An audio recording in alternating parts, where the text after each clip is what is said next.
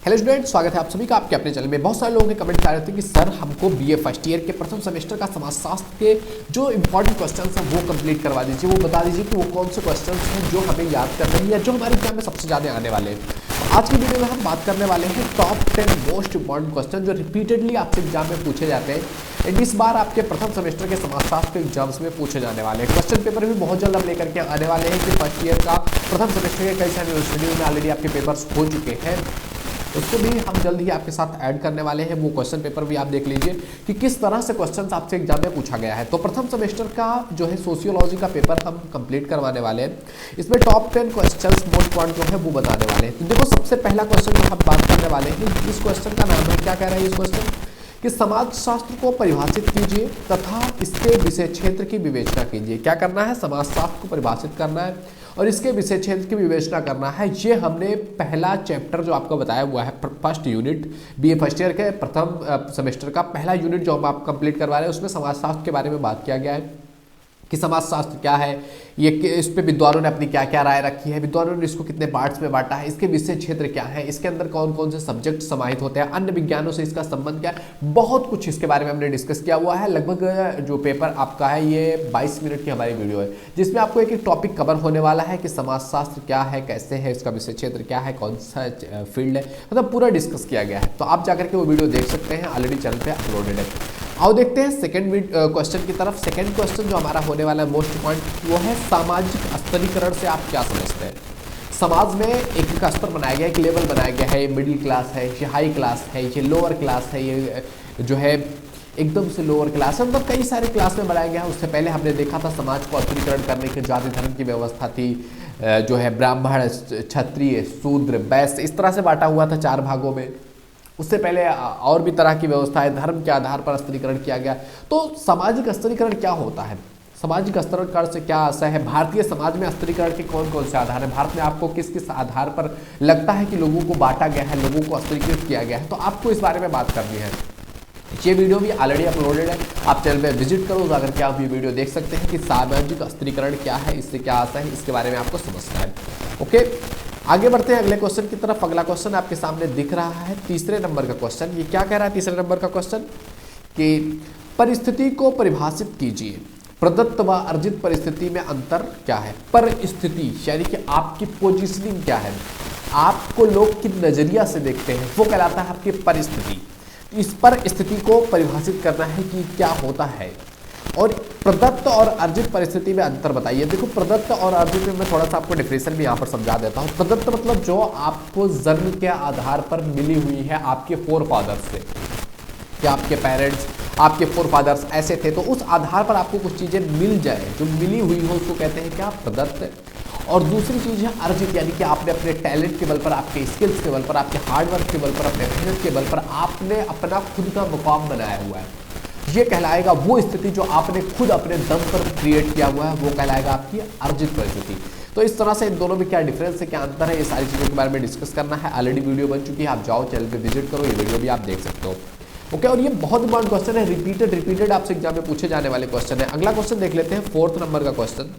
Fourth number का question कह रहा है आपका, संस्कृत की अवधारणा को स्पष्ट कीजिए व भौतिक और जो है अभौतिक संस्कृति में अंतर स्पष्ट कीजिए। संस्कृति क्या है, इसकी अवधारणा क्या है, इस पर विद्वानों ने अपने विचार क्या रखे हैं, इसको अलग अलग तरीके से आप किस तरह से देखते हैं। इसमें भौतिक और अभौतिक 2 प्रकार की संस्कृतियों के बारे में उल्लेख किया गया है कि भौतिक और अभौतिक जो संस्कृतियाँ हैं, इन संस्कृतियों में अंतर क्या है, कौन कौन से डिफरेंस हमें देखने को मिलते हैं कि ये भौतिक है या अभौतिक है, किस तरह से हमें पता चलता है। तो इन सभी चीज़ों के बारे में आपको डिस्कस करना है, वीडियो ऑलरेडी अपलोडेड है।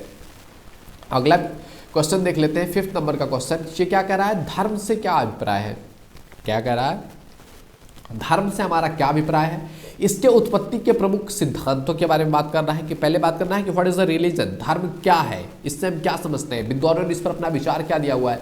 इसकी उत्पत्ति के प्रमुख सिद्धांत, कई सारे विद्वानों ने अपने अपने हिसाब से इसकी उत्पत्ति से रिलेटेड सिद्धांत दिए हुए हैं कि धर्म की उत्पत्ति क्यों हुई, वह सामाजिक जीवन में इसका महत्व क्या है, धर्म का, हमारा जो मानव समाज है, इस समाज में धर्म का, रिलीजन का क्या महत्व है, इसके बारे में बात करना है। तो धर्म से क्या अभिप्राय है, इसकी उत्पत्ति के प्रमुख जो कौन कौन से सिद्धांत हैं और सामाजिक जीवन में इसका क्या महत्व। मतलब एक तरह से आप देखोगे ना, इस क्वेश्चन में लगभग आपको 1 2 3 क्वेश्चन देखने को मिल रहे हैं, यानी कि एक क्वेश्चन आपने तैयार किया तो इसमें आपसे छोटे छोटे अगर क्वेश्चन पूछा जा रहा है, शॉर्ट आंसर टाइप 3 क्वेश्चन पूछा जा सकता है। इसमें 200 वर्ड्स में भी आपके 2 क्वेश्चन लगभग बनाए जा सकते हैं इसमें, कि सामाजिक जीवन में धर्म का क्या महत्व है, या धर्म से क्या अभिप्राय है, या धर्म की उत्पत्ति के प्रमुख सिद्धांत क्या है। इस तरह से आपसे 2-3 क्वेश्चन एक क्वेश्चन में बन सकते हैं। तो ये ऑलरेडी इस टॉपिक को हमने पूरा डिस्कस कर रखा है, लगभग 15 से 20 मिनट की वीडियो आप देख लेंगे। ये पूरा टॉपिक आपका 20 नंबर का क्वेश्चन यहाँ से बन सकता है 15-20 मिनट की जस्ट वीडियो देखने से।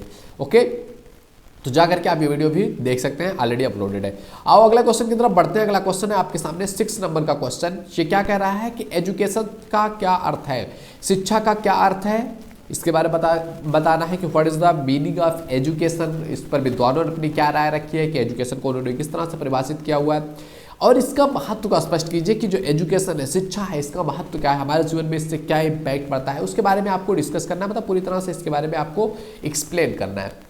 अब बात करते हैं अगले क्वेश्चन की तरफ। अगला क्वेश्चन है आपके सामने 7 नंबर का क्वेश्चन। 7 नंबर का क्वेश्चन कह रहा है आपका, जनजातीय समाज में नातेदारी व्यवस्था के उपयोग की व्याख्या कीजिए। कोई जनजातीय जो समाज है इसमें एक व्यवस्था पाई जाती है, या आप दुनिया के कोई भी कल्चर देखेंगे, समाज देखेंगे, उसमें एक व्यवस्था पाई जाती है नातेदारी व्यवस्था।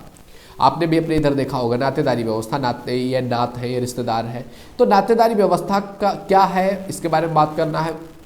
आप देखोगे नातेदारी व्यवस्था के बारे में 2 तरह से बताया गया है कि नातेदारी व्यवस्था 2 तरह से हो सकती है। एक विवाह के द्वारा स्थापित नातेदारी व्यवस्था, जैसे कि एक स्त्री एक पुरुष का विवाह हो रहा है तो उन दोनों के माध्यम से एक नातेदारी व्यवस्था बन रही है कि लड़की का, जो कि लड़के से अभी तक कोई कनेक्शन नहीं था, तो कोई सीधा उसका रिलेशन नहीं था किसी से, लेकिन लड़के से उसकी शादी होने की वजह से लड़के के जितने भी रिलेशन थे उन सभी का संबंध लड़की से हो जा रहा है। इसी तरह से लड़के का भी लड़की के जितने भी संबंध थे उससे संबंध बन जा रहा है। तो इससे एक विवाह के द्वारा एक नातेदारी व्यवस्था बनती है। और दूसरा होता है रक्त पर आधारित नातेदारी व्यवस्था, यानी कि आपके खून से रिलेटेड, आपके पिता के भाई, आपके बाबा के भाई, तो इन सभी से रिलेटेड, तो वो कहलाए। इस तरह से नातेदारी व्यवस्था 2 प्रकार की होती है। इनका उपयोग क्या है, नातेदारी व्यवस्था हमारे लाइफ में क्यों इतनी इंपॉर्टेंट है, या उनका क्या रोल है, इसके बारे में बताना है आपको। अगला क्वेश्चन देख लेते हैं। ऑलरेडी वीडियो अपलोडेड है, आपको जाकर के जस्ट चेकआउट करना है, चैनल पे ऑलरेडी सभी वीडियोज अपलोडेड है। अगला क्वेश्चन है आपके सामने, परिवार को परिभाषित कीजिए। क्या कहा इन्होंने, परिवार को परिभाषित कीजिए और इसके प्रमुख प्रकारों व प्रकारों को स्पष्ट कीजिए। परिवार को क्या करना है, इसमें परिभाषित करना है, और परिवार के कितने टाइप्स हैं, मुख्य रूप से कौन से टाइप्स हैं, इन सभी चीजों के बारे में आपको बात करना है कि परिवार का मुख्य टाइप क्या है, मुख्य प्रकार क्या है, इसके बारे में आपको डिस्कस करना है। और इनके काम क्या है, इसके बारे में बात करना है। परिवार क्या है, विद्वानों ने इस पर अपनी क्या राय रखी है, इन सभी चीज़ों के बारे में आपको क्या करना है, डिस्कस करना है कि परिवार क्या है। इस पर भी वीडियो ऑलरेडी अपलोडेड है, आपको जस्ट क्या करना है, चैनल पे जाकर के चेकआउट करना है कि हाँ क्या चीज़ है। ऑलरेडी सब पर वीडियोज अपलोडेड है, सारी वीडियोज 10 से 20 मिनट के अंदर ही आपको मिल जाएंगी। उतना देख करके आपको एक टॉपिक 20 नंबर का टॉपिक कवर हो रहा है, और बहुत इंपॉर्टेंट है। ये आपसे 500 वर्ड में भी पूछ सकता है, ये आपसे 200 वर्ड में भी पूछ सकता है, ये आपसे 1000 वर्ड में भी पूछ सकता है। आपसे पूछ सकता है एक क्वेश्चन, इस परिवार के प्रमुख प्रकारों के बारे में व्याख्या कीजिए, प्रकारों के बारे में बताइए। ये आपसे 200 वर्ड से क्वेश्चन बन सकते हैं। आपसे क्वेश्चन पूछा जा सकता है कि परिवार के प्रकारों को स्पष्ट कीजिए, 200 वर्ड में आपसे क्वेश्चन पूछा जा सकता है। परिवार को परिभाषित कीजिए, आपसे 50 वर्ड में क्वेश्चन पूछा जा सकता है। यानी कि क्वेश्चन इससे बनते रहते हैं। नेक्स्ट क्वेश्चन की तरफ बढ़ते हैं। नेक्स्ट क्वेश्चन है आपका, समिति और समुदाय को स्पष्ट कीजिए। क्या करना है दोस्त, समिति और समुदाय को स्पष्ट करना है कि समिति क्या है, समुदाय क्या है, इनके बीच में डिफरेंस, अंतर को भी स्पष्ट करना है कि इनके बीच में अंतर क्या है, क्या इनकी विशेषता है, सभी चीज़ों के बारे में आपको डिस्कस करना है। वीडियो ऑलरेडी अपलोडेड है, आप चैनल पे जाओ, विजिट करो। अगर आपको ये सारी वीडियोज आपको ऑलरेडी मिल जाएंगी जैसे मैंने बताया हुआ है आपको। अगला क्वेश्चन देख लेते हैं कि समाज को परिभाषित कीजिए कि समाज क्या होता है, व्यक्ति और समाज में क्या संबंध है, उसको स्पष्ट करना है कि व्यक्ति और समाज एक दूसरे से किस तरह से जुड़े हुए, किस तरह से मिले हुए, इस चीज को आपको स्पष्ट करना है। ओके, एंड इसमें आपसे पूछ लेता है व्यक्ति और समाज में क्या डिफरेंस है, या पशु समाज और मानव समाज में क्या अंतर है। इस तरह से बहुत सारे क्वेश्चन आपके समाज से रिलेटेड आते हैं। तो ये टॉप 10 ऐसे क्वेश्चन है जो सी रिपीटेड आपसे एग्जाम में पूछे ही जाते हैं। तो दोस्त all the best for your exam CS. इतने क्वेश्चन आप कंप्लीट कर लो ना, आपको मतलब लगभग सभी क्वेश्चंस 200 एंड 500 वर्ड्स में जितने भी क्वेश्चन आपको पूछे जाते हैं ना, वो सारे क्वेश्चन आपको इससे मिल जाएंगे। तो इतना ही आपको तैयार कर लेना है, एंड इसके अलावा भी कुछ चीज़ अगर आप चाहो तो आप तैयार कर सकते हो, बट इतना एनफ हो जाएगा आपके लिए। आई होप ये वीडियो तुम्हें पसंद आया होगा। वीडियो पसंद आया तो लाइक जरूर करो। पहली बार चैनल पे आए हैं, please visit the channel. If you think it is valuable तो आप सब्सक्राइब कर सकते हो। आप फर्स्ट ईयर में हो, आप सेकंड ईयर में हो, आप थर्ड ईयर में हो, आप किसी भी ईयर में हो, आपने कोई सा भी सब्जेक्ट ले रखा है, सभी के लिए ये चीज इंपॉर्टेंट होने वाली है। ओके दोस्त, तो मिलते हैं आपसे अगले वीडियो में। तब तक के लिए जय हिंद, जय Bharat, thank you, bye bye.